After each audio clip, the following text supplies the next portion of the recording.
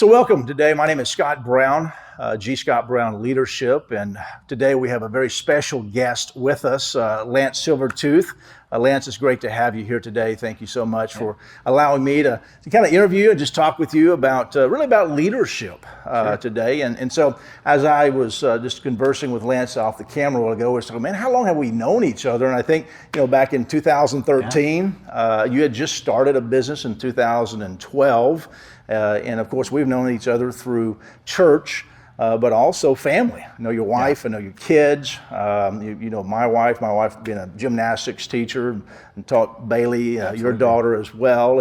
And so, really today, I want to be able just to talk with you a little bit, Lance, about really your leadership journey and really how you got started, really in your personal growth and professional growth and the importance of that to you as well as to your company too.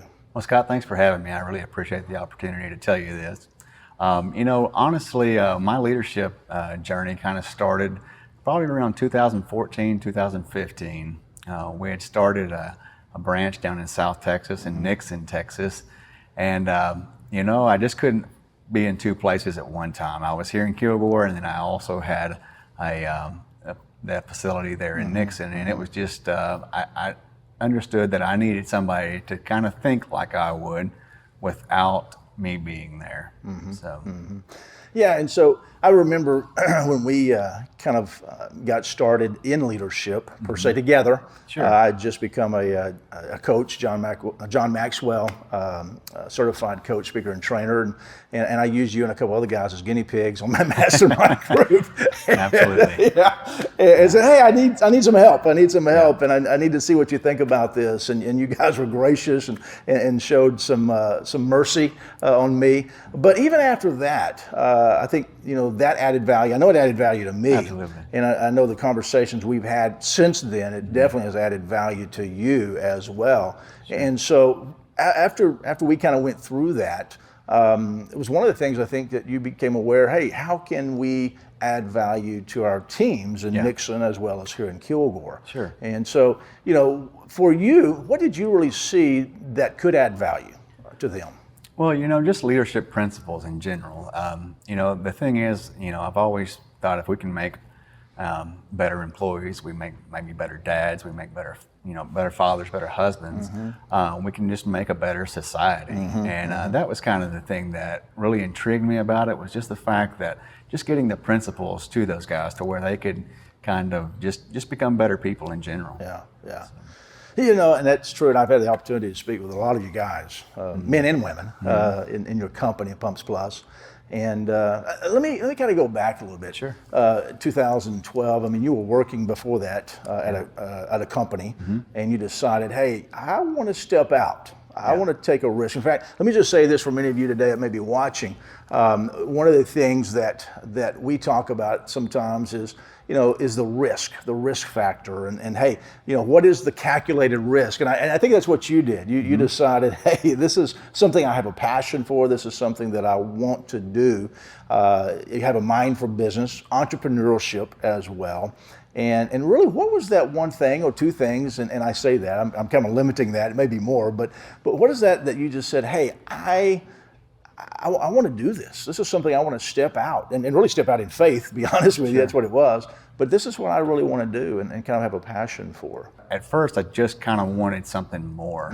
I just wanted more for myself, more for my family, and I thought I could maybe do a little bit better than what I was doing. So that's kind of how it became. But I found out pretty quickly that passion kind of will come and go. Yeah. But when I found purpose, yes, that's what really that I bought into and found that purpose is what I was looking for, and not so much passion. Yeah. It's funny you make mention of purpose. I think so many people today are looking for purpose in their life, and they're continuing to search for purpose.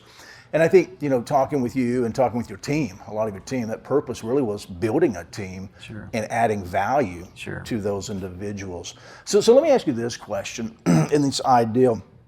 What are some important things on this journey that you've had, your leadership journey? And you're still on the journey. We're still moving along, right? But what are some important things that you have learned, really in this leadership journey that you're on right now? Sometimes we just have to say yes. and figure it out. That's it. Yeah. You know, there's always going to be a risk. There's always, something you could sit here and think about all the negative things all you want. But when you change your mindset and you kind of start thinking positively, things start to happen and things start changing for you. And I think one thing more than anything is just getting that mindset that, there are risks, but without the risk, there's probably not much reward. So. Yeah, that is so true. And you make a valid point on mindset. I think so many people today, when it comes to really a mindset of doing something, a mindset of stepping out. You know, I've heard this before. You know, if you have a passion and you have a purpose, sometimes you just have to jump and figure out how to fly on the way down, right? You just got to figure it out, you know. And but having that mindset to do that, there's so many people today that they want to do something. They really do. That they want to do more. They want to have something more for themselves, but also for their family. They're just not sure how to do that. And so in a mindset, in that thought process, what were some things that really helped you in your mindset? Was it surrounding yourself with people? Was it books? What was it that really helped you? Yeah, so, a lot of times we think about once we get out of high school, we get through with college, we've kind of learned everything, or we're done learning. And, to be honest with you, that's just kind of where it begins. And for several years, I didn't read books. I didn't do the things that I do now. But honestly, finding a few good books, finding the right mentors, people such as yourself to surround yourself with, and just being around successful people, it can really, it gives you that mindset change, that you need to kind of go out and take that risk that you need to do. Yeah. So. And along the same lines, mindset, and you made mention about reading. I've always heard that leaders are readers, but not all readers are leaders, right? Right. But what I've learned in my ideal of leadership and continuing to lead myself better is that, man, I get so much information and I glean so much information from so many other people, and surrounding myself, as you said, with successful people, kind of going the same direction that I want to go and do. And so it's a mindset that we have to have. It's our network. It's the people that we have in our network that help us to grow and help us to go. And, in your life, okay, of course, Pumps Plus is not the only thing you do. Absolutely. You also do other things, and you have other businesses. In fact, you do real estate as well. How did you really get started in real estate? What was that mindset there to get started in? It's kind of hard to say. I think just the fact of kind of wanting to do a little bit more and just trying to figure things out. I didn't know anything about real estate, but I always kind of just kind of enjoyed looking at houses and kind of looking at, different things that, like, how could I make $1 off of that? Right. So we just kind of jumped in. I mean, to be honest with you, my wife and I just, we bought our first rental property and went with it, and we had to learn a little bit. We didn't know everything, but now we're doing pretty good with it. So, it's called Bayfish Properties, right? Yeah. Started off with rental properties, and then Melissa, who also now has gone back and gotten her real estate license, is also now a realtor here. So if you're looking for a realtor, Melissa Silvertooth, you want to call her. There you go. Give her a call. But I think that's interesting in the idea that most of the successful people that I see, they've gotten successful in a passion, a purpose, found their purpose, but in that purpose, they've also found other things that kind of go along with what they want to accomplish and what they want to do as well. And so, one of the things, as you made mention about learning and the ideal of just kind of jumping and figuring out how to fly on the way down is, what are some things that you're learning now? Now that you've got a very successful business at Pumps Plus, you guys are growing. You've got, not only in Kilgore, but you're in Nixon. You've got 3 in West Texas businesses. I know you're still looking at growing, and the company is doing quite well right now. And of course, Bayfish Properties is doing well. But what are some other ways or other things that you're learning as you're continuing to try to grow yourself? Well, Scott, it's one of those things you try to learn something every day if you can. It's not always. I mean, I'm a baseball coach as well too. My son's playing ball now, and every time those kids walk off and we don't win the game, I go back to the Maxwell quote. Sometimes you sometimes you win and sometimes you learn. that's So, good. you know, learning is just a big part of it. I really feel like some of the things that we're learning now is that the only way that our company can get better is if our people get better, and then we have to invest back into them. That way they can be better people on a daily basis. So. If you stayed around this long, then you're probably interested in my No Limits Web Challenge. To blow the caps off your capacities, to go beyond your limits, to go to that next level. Hey, just look at the description below for the times and dates and the link to sign up. Hey, I can't wait to see you there. You know, and that's one thing, Lance, I really admire about you and the ideal of helping your team. And it's not just business. It's not just, hey, let's make great leaders in our business. But the ideal is, hey, how can we make our leaders great people too, so that they influence people outside of our business in that respect? And where do you think that came from? I mean, for you, you know, in your life and some of your history and childhood, I mean, do you see individuals that poured in your life as well? You know, my granddad, he just passed away back this February, and Great you man. know, he was 91 years old, had a great life, you know. So it's one of those things, you know, he poured into me so much, you know, and, you know, just being present and just his influence. I think that's probably where a lot of it came. And then just, you know, my dad and just family in general.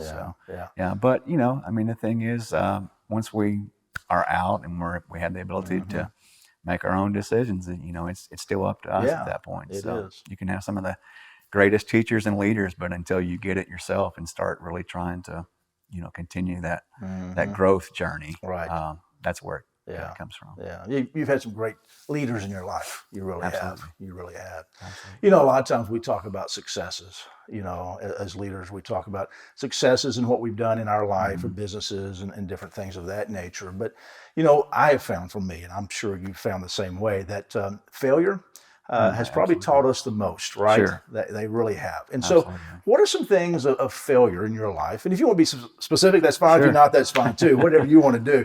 But maybe what are some failures or some things you learned from failure, you know, that you could share with us today? Yeah, Scott, I mean, I think failure is the best teacher out there. You know, I can vividly remember sitting at my shop just across the train tracks here in Kilgore.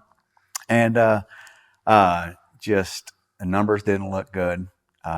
This was 2015, oil had crashed. Just the oil and gas economy was not good. Was not good. And I just remember just kind of pushing my chair back and just saying, God, I can't do this. Exactly. I'm going to need some help. That's just all there is to it. I can't do it. You know, so that was one of the things that, you know, just your failures will get you through so much more. But, you know, the thing about failure is people think because you might have not done exactly what you set out for, that's a failure. But failure is part of the process. You just take those failures and you continue to move forward. You're not a failure until you quit. When you quit, and when you give up, that's when it's a failure. But you know, failure is a part of the process, and without it, I don't think you can get to where you're wanting to go or where God's calling you to do. I 100% behind you on that one. I mean, it's just interesting that so many people in society today, we look at failure as a huge negative. And I get it. Nobody wants to fail. Nobody wants to lose. Nobody wants to fail. But, you know, as you just said, you know, if you learn something from it, is it really failure? You know, did you really lose? In the ideal of, hey, if I can glean something, I can gain something to become better at it, then I know now what not to do and what to do. Absolutely. And I can become better at that in my life. You know, I think when we look at those things of failures, and for many people that may be listening today, one thing I always try to tell people is what happened in the past is in the past. Learn from it, grow from it, live today. You know, so that you can make those right choices and make those things so that tomorrow will be better, you know. What is maybe one of the greatest things that you've learned in your leadership journey, in your personal growth journey as well? What maybe one thing that really sticks out in mind? honestly, the thing that I think is the greatest thing that I've learned so far, Yeah. I'm hoping Yes, maybe yeah, that something else will more. come along. Exactly. But, honestly, the thing is that you just can't be all that significant by yourself. Yeah, It that's true. takes a lot of people. You can't grow a business by yourself. Right. You got to invest in people. Just continuing to make sure that you pour into people and that you give what you've learned back to somebody else.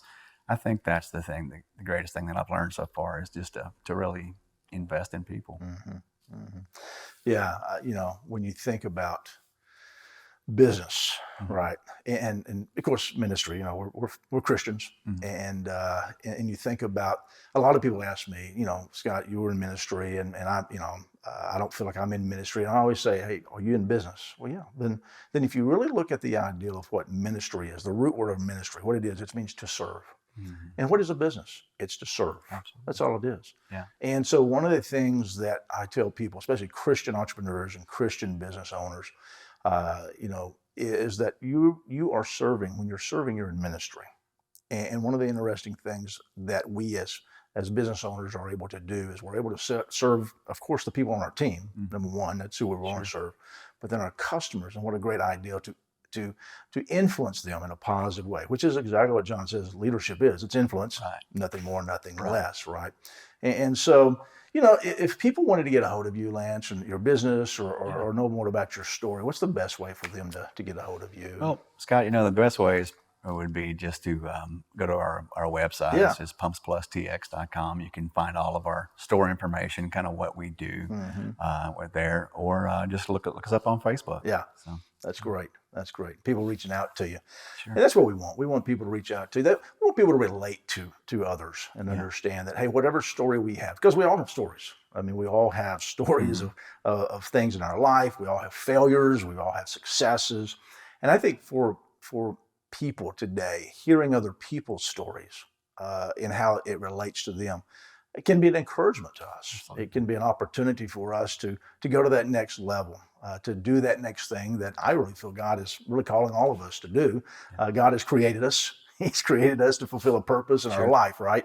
And you're doing that. You're fulfilling a purpose that God put inside of you. You created a business. You created teams, and God is fulfilling himself through you. And I think for us as Christians, that's really what God is wanting and intending for all of us to do to reach that fullest potential. And so, guys, thank you so much for being a part of today. Lance, thank you for being here today. I thoroughly enjoyed having you and speaking with you today.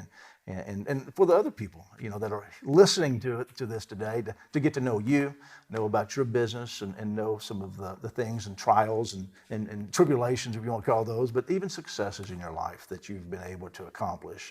And we appreciate you being here today. And if you want to know more about Lance, just look him up, Pumps Plus. Is it Pumps Plus TX? TX, yeah. That's it. And so look him up, and also on Facebook, Lance Silvertooth and Melissa Silvertooth. If you need a house or selling a house, look her up as well. That's right. But yeah, guys, thank you so much. Hey, like and subscribe our YouTube channel. And if I can do anything for you, there'll be a link below with my information as well. And I look forward to seeing you the next time. Just keep moving forward. Thank you.